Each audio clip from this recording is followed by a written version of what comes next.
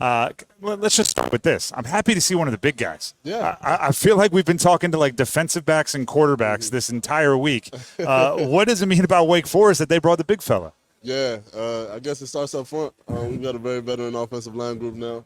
We got two offensive line captains, and me and Luke Pettibone, a guy that I love playing with. He really sets the tone for what our offensive line wants to be. And so, yeah, like I said, it starts up front. So that's what it means today. That means you guys gonna be running the ball a ton, right? There we go. That's what offensive line wants, right? As much as pass blocking, helps, right? The run blocking is where you get your yayas off. Right. Yeah, for sure. DeVonte Gordon, redshirt senior offensive lineman, Wake Forest, sitting with us here at ACC Kickoff. I was on your Instagram, and I looked back. It's been 33 weeks since you put out that one more year post. Yeah. Tough decision. What went into coming back for 6 years of college football, which is something not many people get to say? Yeah, I think there was a lot that went into it. Starting with just the environment of Wake Forest. I've loved being here. Winston-Salem's treated me great. Before I was playing, they treated me great, and now that I am playing a lot of meaningful reps, they still treat me great. I've loved it here. Brother Quad helped make that decision really easy. Knowing that we have a really good defensive line that I'll get to go up against also made it easy. I get to work out against JD every day, who's going to be all-conference defensive end again this year. Kevin Pointer, who's going to be all-conference defensive tackle, knowing that I'll be going up against them to help me continue to get better. And then lastly, just knowing this coaching staff and, one, their loyalty. It's rare that you can say that at this point, I've been at the school for 6 years. This will be my 6th year. It's rare that you can say that a coaching staff has been somewhere that long. And they were there much longer before I was, and I'm sure they'll be there much longer after I leave. So I was confident knowing that because they've shown loyalty to me, I can show loyalty to them. Let's dive into that further, right? Because you're right. Not many. I mean, in college football nowadays, like 3 years is a long time for a coaching staff before it changes. How is Dave Clawson, the head man? Have you noticed anything different about him, maybe from like 2019 Dave Clawson to 2024 Dave Clawson? Yeah, that's a good question. I think that Coach Clawson over the time, he's grown a little bit in the same way that anybody grows. As I'm not the same person that I was when I came into the school.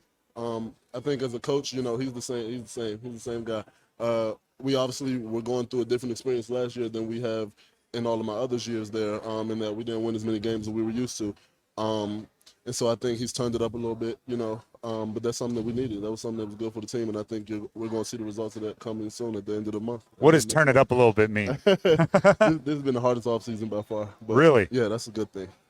What like, are we talking like mornings, like the workouts, like or the intensity? Give me some details. Yeah, I think the workouts have been great. The workouts have been phenomenal. The intensity has definitely been amped up a little bit.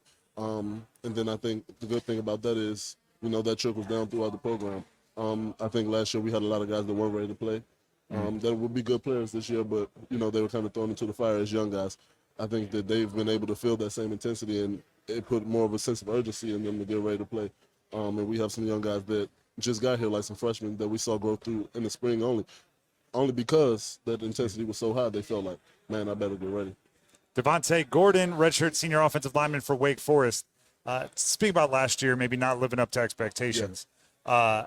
You had the quarterback shuffle behind you a little bit, right? Every time you looked over your shoulder, I'm sure it felt like a different guy. Going from the ultimate consistency with Sam Hartman to that, how difficult was that for the rest of the offense? Yeah, for sure. I think, not only the quarterback, but we had a lot of injuries on the offensive line, and we had a lot of guys not, do up to par jobs at all 11 spots. So I think that was kind of stressful. Like I was saying, it's not something that we were used to at all. But it's something that we're looking forward to correcting this year. I think a lot of people are counting us out, either because of last year or Wake Forest is kind of counted out every year. But it's a part of going to the school, and we're looking forward to surprising everybody again. Do you talk about that in the locker room? Because you're right. We're here at ACC Kickoff. The people we talk to, the people with the big studios up top, they're, the Clemsons, the Florida States, some of the high-profile transfers are getting so much of the hype. Do you feel like you're under the radar a bit?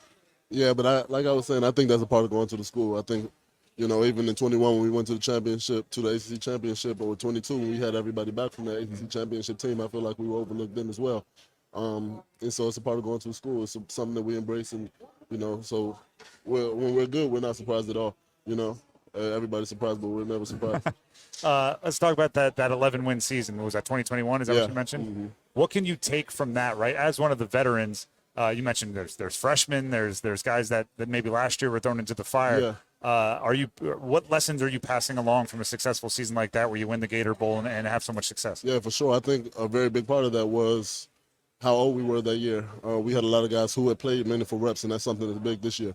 We have 17 starters back, and so I'm really excited to see, what exactly they can do. We have a lot of guys that now know what it feels like to lose. And so, we can only use that as fuel. Being on that team, I think one of the most important things was that everybody was playing for each other, and that's something that we've been very focused on this offseason, been spending a lot of time with teammates, doing different player-led events. Like we had a bowling tournament, we had a wiffle ball tournament, just hanging out. We've been on the grill a lot, whenever we're not working out and things like that. And so that's something that's going to be really big for us. So you said a bowling tournament. What other tournament? A wiffle ball tournament. Wiffle ball tournament and on the grill. All right, give me one teammate, best bowler, one teammate, best wiffle ball, one teammate, the only person you're trusting on the grill. Okay. Best bowler, Nick Regano. Okay. Best wiffle ball player might be Hank Bachmeier. New guy. Yeah. All right. And then on the grill for me, for sure. You? All right. That's how offensive line answer. That's why I love talking with offensive linemen. You're name dropping everyone, right? Because I'm sure you know what it's like to be referenced as, the O-line played well, but Yeah. you're name dropping. And then, of course, the grill. That's why you need the offensive line. There we go. Hank Bachmeier, you bring him up. Yeah. What does he bring to the quarterback position? A transfer, guy that comes in with a lot of experience, but is expected to kind of give stability to that room. Yeah, I think you've said it. He brings experience. And he sets a tone of competitiveness in that room, and I'm excited for both of those guys, Hank Bachmeier and Michael Kern, whichever one wins the job. I know they'll get it done. But I think he see that name dropping. This is well played. The offensive line knows how to do it. Has he tried to paint the field a funny color coming from Boise State? I think with the scheme that we run, you got to kind of fit into the scheme that we run in the. Oh no, I'm talking about the actual field, right? Because he was playing on the blue field. I didn't know if you were going. Is he? Yeah. Are we gonna have black turf? Yeah, he might be speaking some gold out there. I don't know. But no, now I want to hear the answer that you started, right? Yeah. Him fitting in. How is he fitting into the offense? Yeah, he's fit in a great, tremendous way. I think especially with the tools that he has. He has Taylor Moreno, he has Donovan Green. Who are back. I think they've combined for like 3,700 yards or something. Ton of experience there. You know exactly what that number is. My guy is prepared. He said, I think. I like it. But no, yeah, Hank's been a great addition to the team. He's a great guy to be around. We love him off the field. And, he had a really good spring, and we're excited to see what he can do this camp. DeVonte, we appreciate you for stopping by, Well, thanks for having me. good luck this season. Thank you so much. This is great.